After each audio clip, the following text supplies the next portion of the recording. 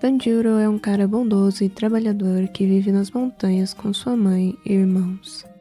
Depois de sair para vender carvão na cidade, ele volta para sua casa já escurecendo quando um morador diz: "É melhor você dormir aqui, tem demônios à noite." E ter aceitado pode ter sido a melhor ou pior decisão da sua vida.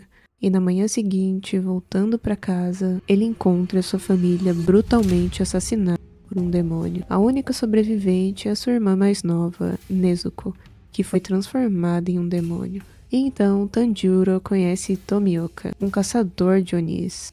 E poxa, os dois mal se conheceram e ele já meteu pau na Tangerina. Pega leve aí, Tomioka-kun. A gente sabe que no fundo ele é um amorzinho. Enfim, ele decide poupar a Nezuko, afinal ela é uma fofa, e encaminha Tanjiro ao Urokodaki, um ex-hashira da água, para então fazer um treinamento. Uma pequena pausa. Eu só queria lembrar brevemente aqui o quanto Tanjiro é retratado como uma pessoa extremamente bondosa. Todos os moradores gostam dele, ele ajudou todo mundo, era muito carinhoso com seus irmãos. Mesmo a Nezuko tendo se transformado em Oni, ele tentou ajudar ela. Não se esqueçam disso. Acho que é algo super relevante e de valor pro anime que a gente sempre se lembre de como Tanjiro é retratado como um cara extremamente bondoso. Voltando agora, lá ele passa por um rigoroso treinamento por um bom tempo, para melhorar o físico, a resistência, força, a técnica com a espada e o mais importante, dominar a respiração da água. Após um ano, ele finaliza o treinamento e chegou a hora de enfrentar a pedra. Não é uma simples pedra, é a pedra.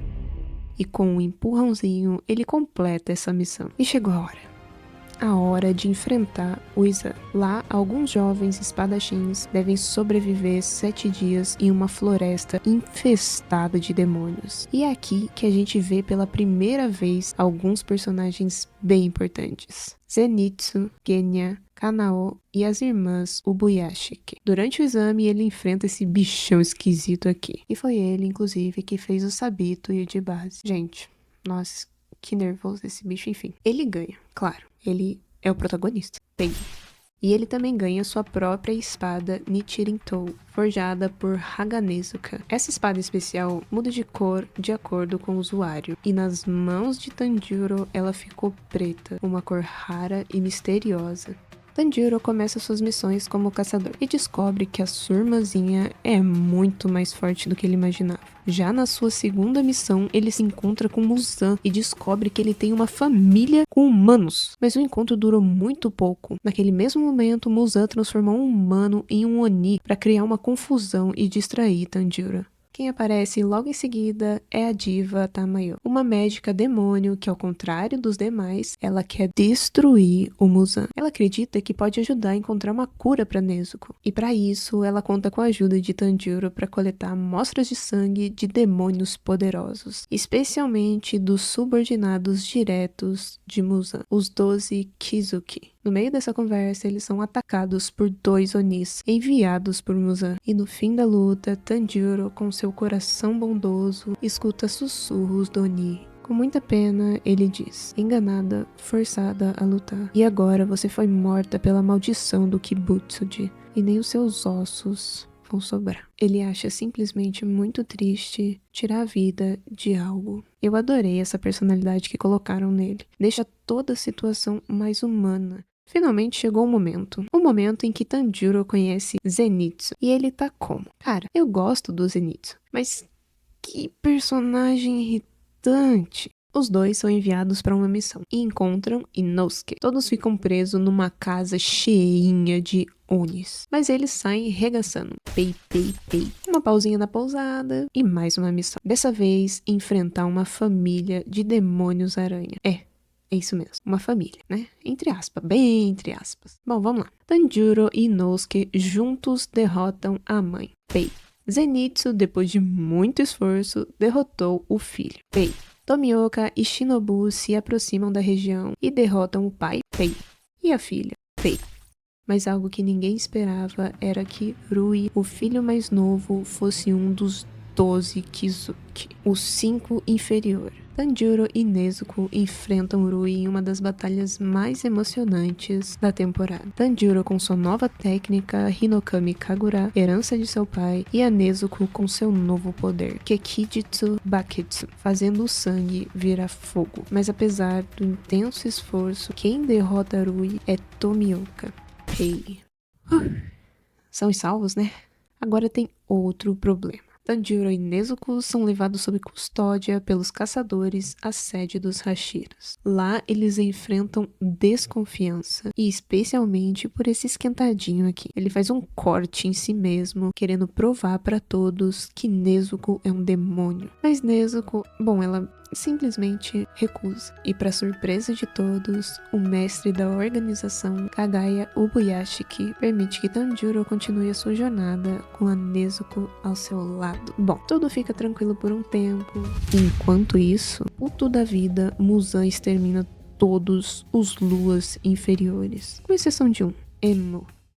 Rengoku, o Hashira das Chamas, recebe uma missão de investigar desaparecimentos misteriosos ocorrendo em uma ferrovia, mais especificamente em um trem chamado Trem do Infinito. O boato é que o seu funcionamento foi interrompido após o desaparecimento de 40 pessoas que estavam embarcadas. No dia seguinte, o Trem Infinito volta a operar. Rengoku, agora acompanhado de Tanjiro, Nezuko, Zenitsu e Inosuke, embarcam no Trem Infinito. Os caçadores de demônios são recebidos como passageiros comuns, mas logo sentem a presença de demônios. E claro, o Hashira acaba rapidamente com eles.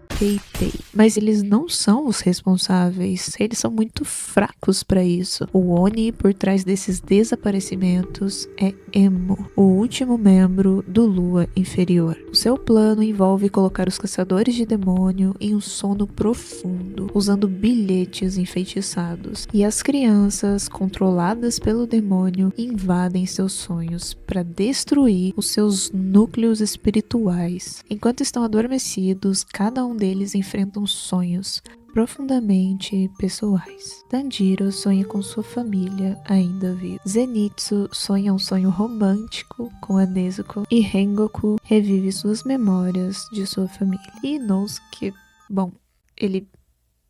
Nezuko não foi afetada pelo feitiço, e então ela ajuda Tanjiro a se libertar. Depois de sentir a sua presença e o seu cheiro dentro do sonho, ele fica consciente e arruma um método um tanto peculiar para acordar, que é muito mais difícil do que só se beliscar. Ele vai de arrasta para poder acordar. A partir daí, ele segue o cheiro do Oni e começa a lutar contra Emo. No meio da luta, ao usar o seu Kekijitsu, que coloca a pessoa para dormir, o demônio percebe que não tem efeito nenhum contra Tanjiro. E isso acontece porque todas as vezes que ele é enfeitiçado, ele tira sua própria vida no mesmo instante. Quando finalmente consegue cortar o pescoço do Oni, ele revela sua verdadeira forma. Ele se fundiu ao próprio trem, espalhando seu corpo e a sua consciência por todos os vagões. Os caçadores agora precisam proteger mais de 200 passageiros. Isso enquanto localizam o ponto vital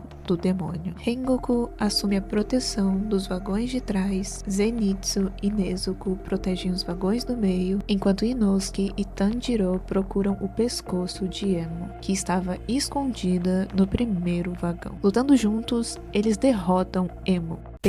E isso faz o trem descarrilhar. Ai, que palavra chique. Gente, isso significa literalmente sair dos trilhos. E eu descobri isso enquanto fazia esse roteiro. Enfim.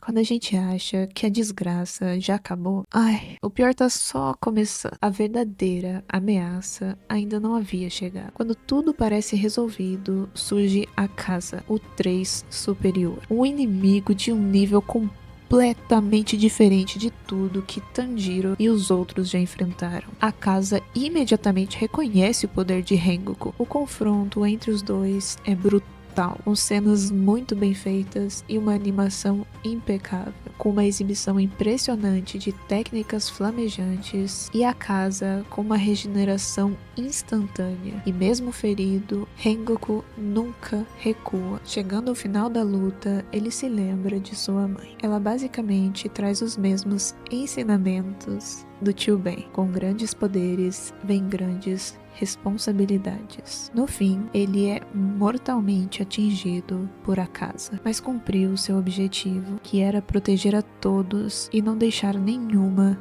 vítima. O sol começa a nascer e Akaza, com medo de ser queimado, recua desesperadamente. Rengoku, com seus últimos suspiros, conversa com Tanjiro e o elogia por seu coração puro, pedindo que ele continue firme em seu caminho e proteja Nezuko. Ele também deixa palavras comoventes para o seu irmão e para o seu pai. E por fim, ele se vai, deixando o mundo com um sorriso no rosto, como um verdadeiro herói. A morte de Rengoku tem um profundo impacto emocional em todos. Tanjiro e os outros choram muito.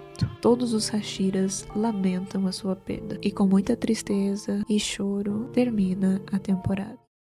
Após a trágica batalha do Trem Infinito e a perda de Rengoku, os caçadores ainda estão se recuperando emocionalmente. Determinado a seguir em frente e se tornar mais forte, Tanjiro Kamado, junto com Zenitsu e Inosuke, recebem uma nova missão, ao lado do Hashira do Som, Tengen Uzui, um antigo shinobi. Suas 3 esposas estavam investigando atividades demoníacas no distrito do entretenimento de Yoshiwara, uma cidade que se dorme durante o dia e acorda durante a noite, perfeita para Onis. As 3, Makio, Suma e Hinatsuru, se comunicavam com ele através de cartas.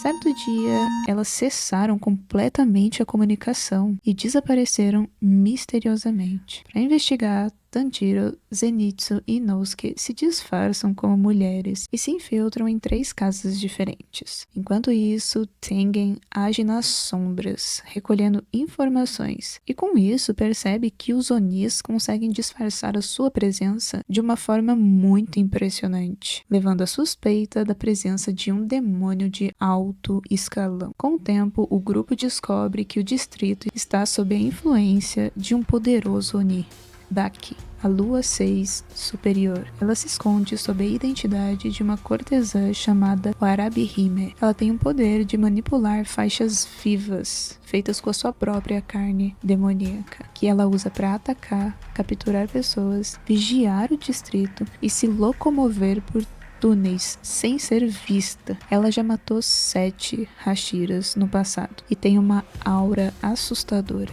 Zenitsu some durante a investigação, então Tengen cancela a missão e manda Tanjiro e Inosuke voltarem. Mas claro, eles são bem obedientes, né? O primeiro a encontrar Daki é Tanjiro, que a enfrenta sozinho por um tempo, liberando mais do seu poder e conseguindo usar a técnica Hinokami Kagura com mais controle. Enquanto isso, Inosuke e Tengen descobrem um estoque de comida subterrânea. Mas não é qualquer comida, né? É um local onde a Daki guarda humanos em faixas usando seu poder, para poder comer um papá fresquinho. Após usar intensamente a respiração do sol, Tanjiro sofre com efeitos colaterais, e isso logo quando está prestes a derrotar o Oni. Diante dessa situação vulnerável, Nezuko intervém para protegê-lo e revela uma forma demoníaca avançada, com uma transformação feroz que a torna extremamente poderosa, com uma regeneração instantânea, mas difícil de controlar. Nezuko perde completamente o controle e quase ataca humanos. Tanjiro chega a tempo e consegue acalmá-la, com uma música que remete ao passado de sua família, principalmente da sua mãe. Tengen entra em ação e enfrenta Daki, isso apenas para descobrir que ela não é o único demônio. O seu verdadeiro poder vem da parceria com o seu irmão mais velho, Gyutaro, que estava escondido dentro do corpo dela. Ele surge como um oponente ainda mais perigoso e, além de tudo, venenoso. A batalha se torna tensa. Inosuke, Zenitsu e Tanjiro se juntam para destruir a irmã, trabalhando em sincronia com Tengen, que ataca o irmão simultaneamente. Durante o confronto, eles conseguem arrancar a cabeça de Daki, mas o Hashira é gravemente ferido e envenenado. E logo em seguida, Inosuke sofre uma perfuração no peito. A luta parece perdida. O lugar foi completamente destruído, tudo caindo aos pedaços, todos gravemente feridos. E os irmãos, não vi folha, parece que nem se cansaram da batalha. Só que mesmo feridos, exaustos, envenenados, ultrapassando todos os seus limites, juntos, eles se reúnem e conseguem cortar o pescoço de Gyutaro e Daki ao mesmo tempo. Tei. Ao final da batalha, Inosuke e o Hashira sentem o poder do veneno circulando em seu corpo. Mas quem aparece para salvá-los é a querida Nezuko. Com o seu Kikijutsu, ela faz o veneno ser neutralizado.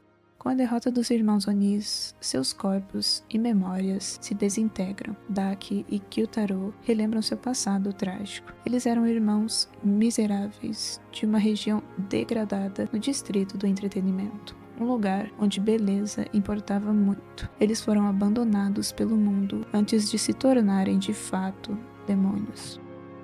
E a vitória, embora duramente conquistada, marca um momento decisivo na guerra contra os 12 Kizuki, já que é a primeira vez em mais de um século que um Lua superior é derrotada, um efeito que enfurece Muzan. Tanjiro Kamado está gravemente ferido e a sua espada foi destruída. Para consertá-la, ele precisa ir até a Vila dos Ferreiros, um local extremamente secreto, onde são forjadas as espadas dos caçadores de demônios. Enquanto se recupera na vila, Tanjiro reencontra dois Hashiras, Mitsuri Kanroji, a Hashira do Amor, e Muichiro Tokito, o brisado e talentoso Hashira da Névoa. Sem que ninguém perceba, Hantegu, um demônio covarde e sorrateiro, aparece diante de Tanjiro, Nezuko e Tokito e revela um poder assustador. Ao ser decapitado, ele se divide em múltiplas formas, cada uma representando uma emoção. Durante o confronto, o Hashira é arremessado para longe, mas Genya se junta para ajudar. A batalha é intensa e dolorosa. Hantegu é um Jogen muito poderoso. A situação apenas começa a melhorar quando Nezuko usa o seu Kekijutsu e a espada de Tanjiro muda de cor para um vermelho vivo. Indo para cima dos inimigos, ele percebe que começa a dominar melhor a respiração Hinokami Kagura, com mais velocidade e força. Genya, durante a luta, revela sua própria habilidade de se tornar parcialmente demônio ao ingerir carne de Oni.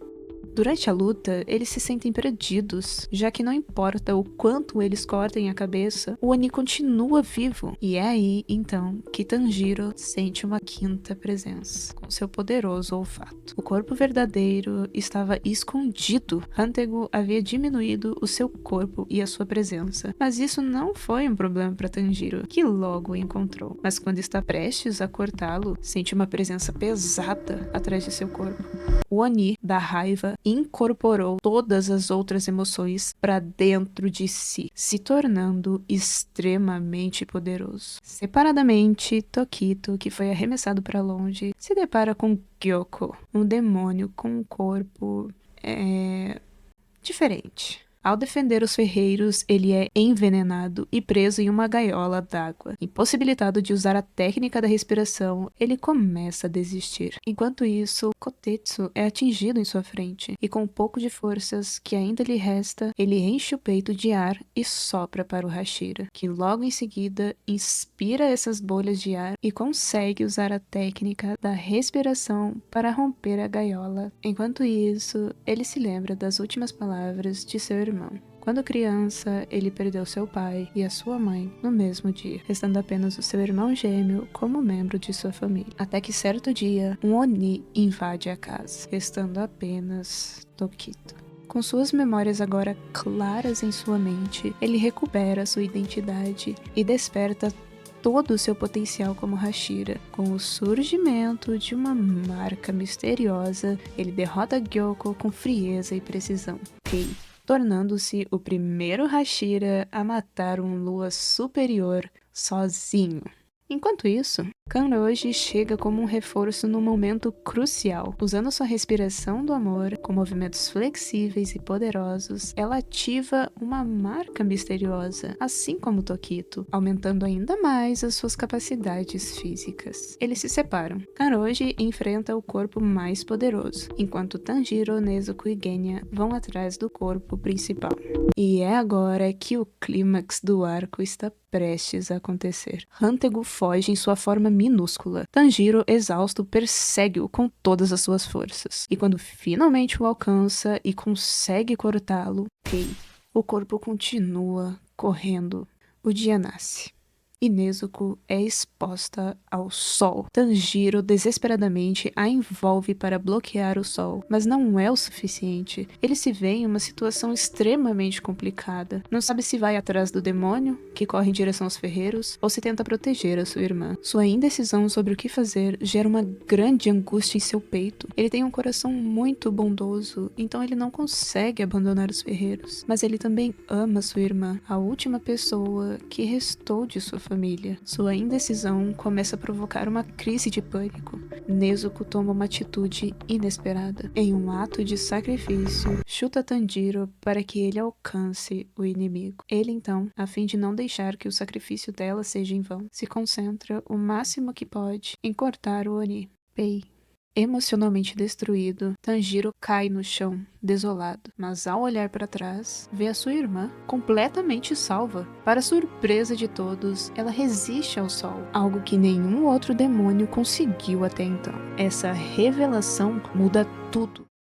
A saúde de Ubuyashiki está pior do que nunca, mas não há tempo a perder. O esquadrão de caçadores de demônio precisa se preparar para um possível confronto contra Muzan, já que Nezuko conquistou o sol. Sabendo que o inimigo está mais próximo do que nunca, Amane Ubuyashiki autoriza o início de um treinamento rigoroso comandado pelos Hashiras. A proposta não é apenas tornar os caçadores mais fortes, mas também prepará-los para ativar a marca do caçador, uma habilidade que aumenta drasticamente o poder de combate. Para isso, cada Hashira conduz uma etapa diferente, focada em aspectos físicos, técnicos e mentais do combate, ao mesmo tempo que lutam entre si. Paralelo a isso, Ubuyashiki entra em contato com Tamayo, que se junta com a Shinobu para analisar e estudar as mudanças que ocorreram na Nezuko, a fim de derrotar Muzan. Tanjiro Kamado, recuperado de suas batalhas, vai feliz da vida para esse treinamento. Começando com Tengen, com um treinamento exaustivo de resistência física, depois passa por Tokito, um treinamento com foco em reflexos e consciência corporal, Mitsuri Kanroji, ela foca na flexibilidade, Obanai, focado em precisão e técnica com a espada, depois vem Shinazugawa, o esquentadinho, e é claro que não deu certo. No fim das contas, acontece essa treta com Genya e ele nem chega a finalizar o treino. E chegou o último Hashira, Gyomei, o treino mais pesado entre os Hashiras. Enquanto isso, Nakime, agora Lua Superior 4, aos poucos vai invadindo a vila e o Kisatsutai, a fim de monitorar todos os caçadores. Com o treinamento quase chegando ao fim, Muzan invade a mansão. Seu objetivo é aniquilar completamente o clã Ubuyashiki, uma família que há gerações vem treinando e caçando Muzan incansavelmente. Após um longo diálogo, de repente a mansão explode. Kagaya, que já esperava a vinda do Oni, preparou antecipadamente uma armadilha com explosivos que dificultasse a regeneração. E enquanto isso, Tamayo apunhalou seu peito com uma droga que faz os Onis voltarem a serem humanos. Gyomei, o único Hashira ciente do plano, chega e arranca a cabeça de Muzan. Mas como já era de se esperar, ele padece. Enquanto isso, todos os Hashiras correm desesperadamente em direção à mansão, a fim de proteger o mestre. Com a chegada de todos, eles não pensam duas vezes antes de atacar com tudo, mas quando estão prestes a fazê-lo, caem no castelo infinito e a guerra contra Muzan se inicia.